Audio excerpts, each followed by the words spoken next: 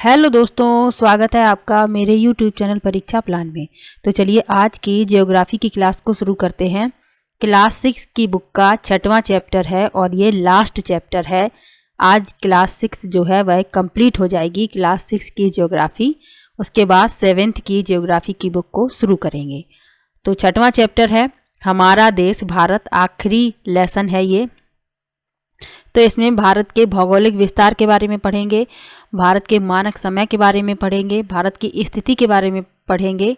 ये सब महत्वपूर्ण तथ्य हैं इससे, और इस लेसन से 1 या 2 प्रश्न आपके बनेंगे। तो चलिए वीडियो को शुरू करते हैं।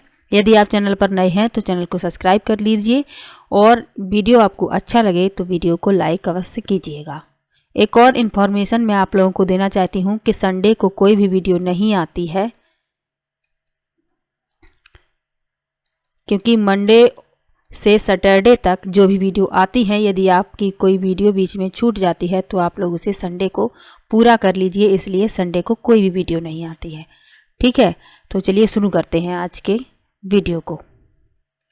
लिखा है भारत एक बहुत बड़े भौगोलिक विस्तार वाला देश है। उत्तर में यह हिमालय के ऊंचे शिखरों से घिरा है, पश्चिम में अरब सागर, पूर्व में बंगाल की खाड़ी तथा दक्षिण में हिंद महासागर भारतीय प्रायद्वीप के तटों पर लहराते हैं। अब दिमाग में एक प्रश्न आता है कि प्रायद्वीप किसे कहते हैं, यह भी तो जानना आवश्यक है। तो यहाँ लिखा हुआ है कि प्रायद्वीप स्थल का वह भाग है जो 3 तरफ से जल से घिरा होता है। तो भारत के उत्तर में हिमालय, पूर्व में बंगाल की खाड़ी, पश्चिम में अरब सागर और दक्षिण में हिंद महासागर है। आगे लिखा है भारत का क्षेत्रफल 32.8 लाख वर्ग किलोमीटर है। उत्तर में लद्दाख से लेकर दक्षिण में कन्याकुमारी तक इसका विस्तार 3200 किलोमीटर है। यानी कि उत्तर से दक्षिण ये वाली जो लंबाई है वो है 3200 किलोमीटर, और पूर्व से पश्चिम ये है 2900 किलोमीटर। पूर्व से पश्चिम यानी अरुणाचल प्रदेश से लेकर पश्चिम में कच्छ तक इसका विस्तार 2900 किलोमीटर है। ऊंचे ऊंचे पर्वत, भारतीय महामरुस्थल, उत्तरी मैदान, असमान पठारी सतह, तटीय भाग एवं द्वीप समूह स्थल रूपों की विभिन्नता को दर्शाते हैं। यहाँ जलवायु, वनस्पति, वन्य जीवों के साथ साथ भाषा एवं संस्कृति में भी बहुत भिन्नता है। इस भिन्नता में भी हम एकता को पाते हैं जो हमारी परंपराओं में दिखती है। यानी कि यहाँ पर जीवों में, भाषा में, संस्कृति में, जलवायु में, वनस्पति में, सभी में भिन्नता पाई जाती है। लेकिन इस भिन्नता के होते हुए भी यहाँ पर एकता है, और यही कारण है कि हम एक राष्ट्र में बंधे हैं। आगे लिखा है स्थिति के बारे में, तो इसकी स्थिति को जानेंगे। लिखा है भारत उत्तरी गोलार्ध में स्थित है। तो सबसे पहले तो प्रश्न यहीं से बनता है कि भारत किस गोलार्ध में है। तो भारत जो है वह उत्तरी गोलार्ध में है। कर्क रेखा देश के लगभग मध्य भाग से होकर गुजरती है। दक्षिण से उत्तर की ओर भारत की मुख्य भूमि का विस्तार 8 अंश 4 मिनट उत्तर तथा 37 अंश 6 मिनट उत्तरी अक्षांशों के बीच स्थित। पश्चिम से पूर्व तक भारत का विस्तार 68 अंश 7 मिनट पूर्व तथा 97 अंश 25 मिनट पूर्व देशांतरों के बीच है।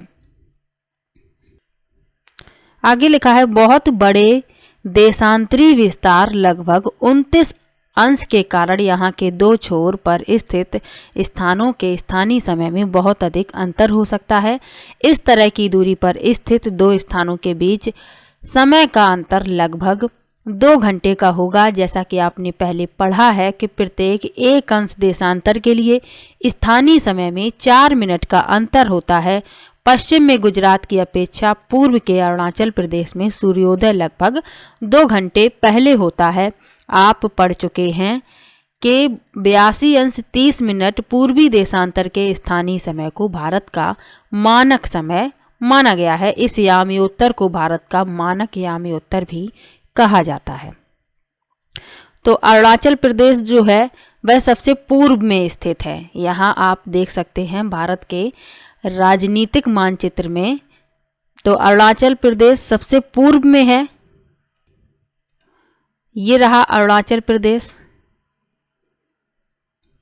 और गुजरात जो है पश्चिम में है। तो अरुणाचल प्रदेश में सूर्योदय सबसे पहले होता है और गुजरात में 2 घंटे बाद हो पाता है। तो 2 घंटे का समय का अंतर है अरुणाचल प्रदेश और गुजरात में। अब यहाँ पर एक महत्वपूर्ण तथ्य लिखा हुआ है, लिखा है क्या आप जानते हैं। लिखा है बड़े देश जिनका विस्तार पूर्व से पश्चिम की ओर बहुत अधिक होता है, वहां पूरे देश का मानक समय एक नहीं होता। संयुक्त राज्य अमेरिका में 7 एवं कनाडा में 6 मानक समय हैं।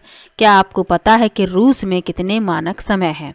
तो आप लोग रूस के मानक समय के बारे में कमेंट बॉक्स में बताएंगे, क्योंकि इसके पहले जो लेसन पढ़ा था उसमें बताया गया था कि रूस में कितने मानक समय हैं।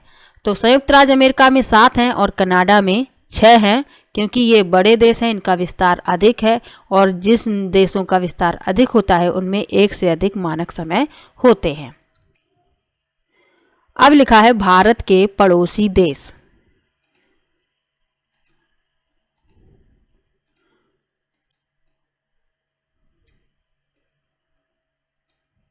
लिखा है 7 देशों की स्थलीय सीमाएं इसकी सीमाओं से जुड़ी हैं। चित्र से इन देशों के नाम का पता लगाइए। यानी स्थलीय सीमा जो है वह 7 देशों से जुड़ी हुई हैं। अब कौन कौन से 7 देश हैं, तो चलिए इसमें पता लगाते हैं।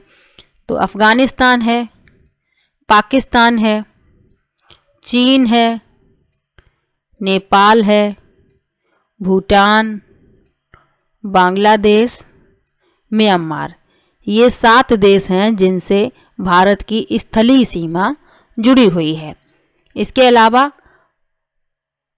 और भी 2 देश हैं जो भारत से स्थलीय सीमा नहीं बनाते लेकिन पड़ोसी देश हैं। ये कौन से देश हैं, तो यहाँ पर लिखा हुआ है, पहले पढ़ लेते हैं फिर मैप में इन्हें देखेंगे। लिखा है इनमें से कौन कौन से देश हैं जिनकी सीमाएं समुद्र से नहीं जुड़ी हैं। दक्षिण में समुद्र में स्थित 2 द्वीप श्रीलंका तथा मालदीव हमारे पड़ोसी हैं। पाक जल संधि भारत को श्रीलंका से अलग करती है। तो यहाँ आप देख सकते हैं ये श्रीलंका है, ये मालदीव है, लेकिन ये स्थलीय सीमा से नहीं जुड़े हैं। भारत और श्रीलंका को पाक जल डमरू मध्य अलग करती है, तो इसे ही पाक जल संधि भी कहते हैं, तो ये याद रखिएगा। अब लिखा है राजनीतिक एवं प्रशासनिक विभाजन। लिखा है भारत एक विशाल देश है। प्रशासनिक क्रियाकलापों के लिए देश को 28 राज्यों एवं 8 केंद्र शासित प्रदेशों में बांटा गया है। दिल्ली भारत की राजधानी है। राज्यों का निर्माण मुख्यतः भाषाओं के आधार पर हुआ है। अब एक प्रश्न पूछा जाता है कि भाषाई आधार पर गठित होने वाला भारत का पहला राज्य कौन सा है, तो भारत का पहला राज्य है आंध्र प्रदेश। तो चलिए अब भौतिक विभाजन के बारे में पढ़ लेते हैं।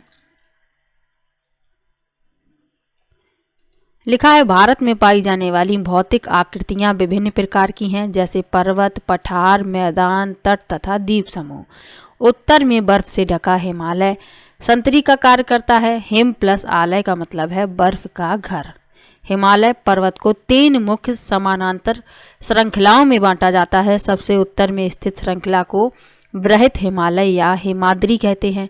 इसी श्रृंखला में विश्व की सबसे ऊंची शिखर है मध्य हिमालय या हिमाचल, हिमाद्री के दक्षिण में स्थित है।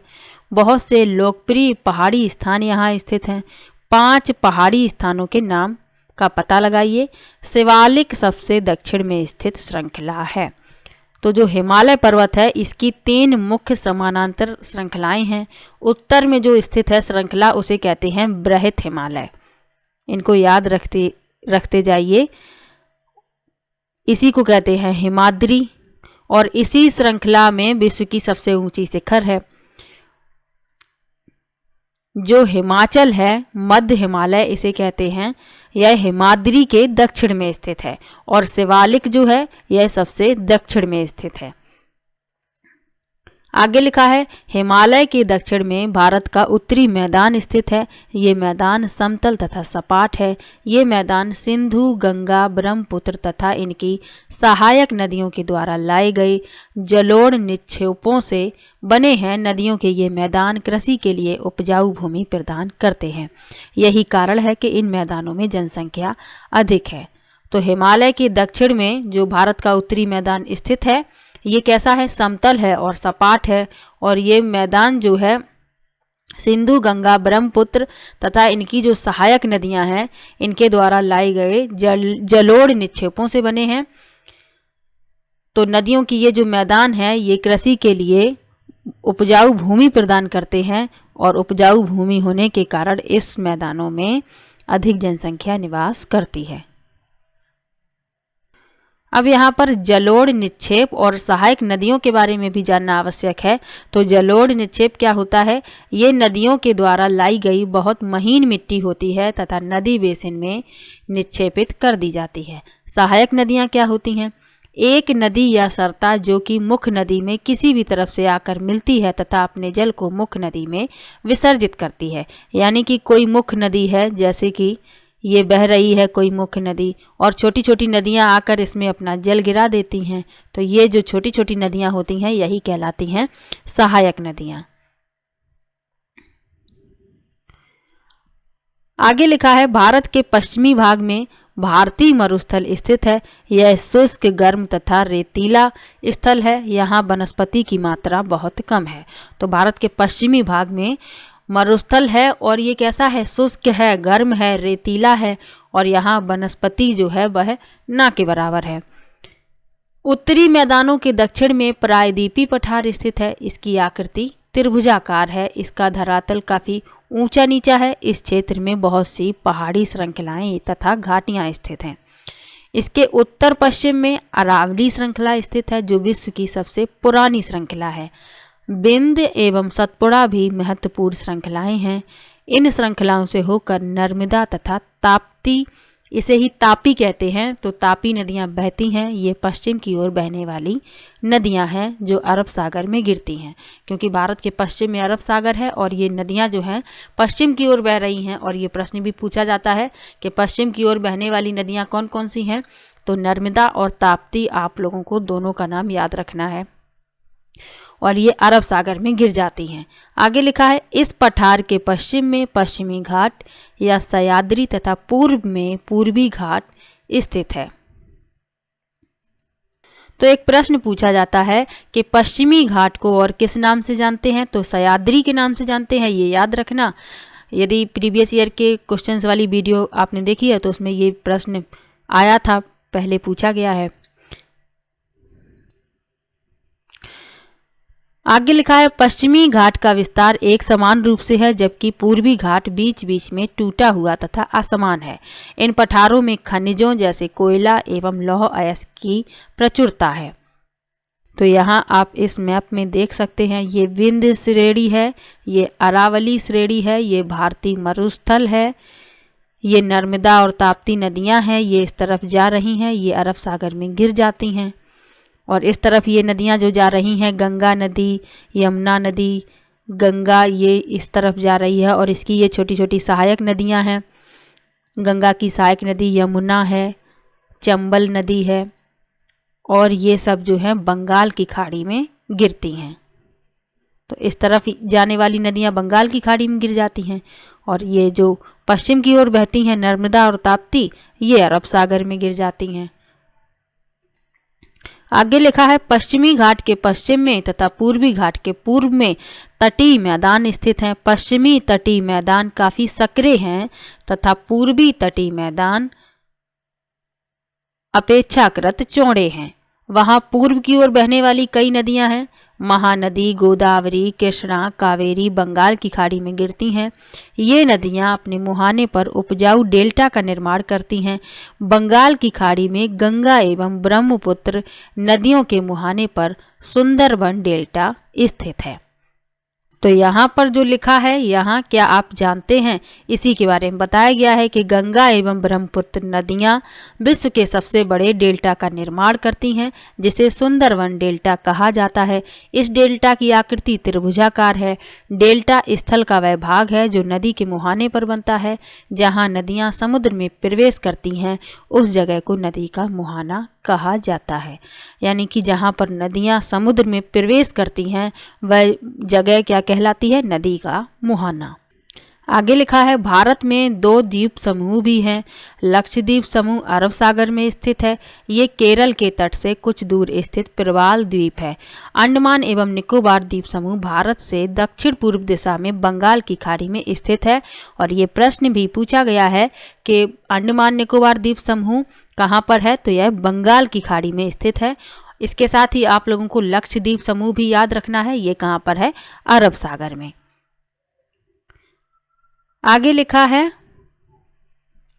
कौन सा द्वीप समूह वर्ष 2004 में सुनामी से प्रभावित हुआ था? सुनामी एक विशाल सागरीय तरंग है जो समुद्र तल पर भूकंप के कारण उत्पन्न होती हैं। तो आप लोगों को बताना है कि कौन सा द्वीप समूह सुनामी से प्रभावित हुआ था 2004 में। 2 प्रश्न आप लोगों को दिए हैं कमेंट बॉक्स में बताने के लिए। एक तो दिया है रूस के कितने मानक समय है, ये बताना है, और सुनामी से 2004 में कौन सा द्वीप समूह प्रभावित हुआ था, ये बताना है। अब यहाँ पर एक शब्द आया है प्रवाल द्वीप, तो ये क्या होता है? चलिए इसके बारे में भी जान लेते हैं। लिखा है, प्रवाल छोटे समुद्री जंतुओं के कंकाल हैं जिसे पॉलिप कहा जाता है। जब जीवित पॉलिप मरते हैं तब उनका कंकाल बच जाता है। अन्य पॉलिप की वृद्धि इन ठोस कंकालों के ऊपर होती है जो बढ़ते बढ़ते काफ़ी ऊंचे होते जाते हैं तथा इस प्रकार प्रवाल द्वीपों का निर्माण करते हैं। तो यहाँ इस चित्र में दिखाई गए हैं प्रवाल द्वीप। तो आज का ये लेसन यहीं पर समाप्त होता है। इसके साथ ही क्लास 6 की ज्योग्राफी को आज कंप्लीट कर लिया है।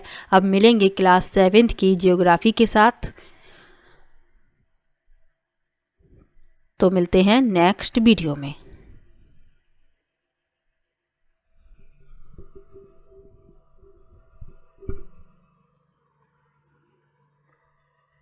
तो वीडियो कैसा लगा कमेंट बॉक्स में ज़रूर बताइएगा। वीडियो को लाइक कीजिए, शेयर कीजिए और चैनल को सब्सक्राइब कर लीजिए। मिलते हैं नेक्स्ट वीडियो में, तब तक के लिए बाय बाय।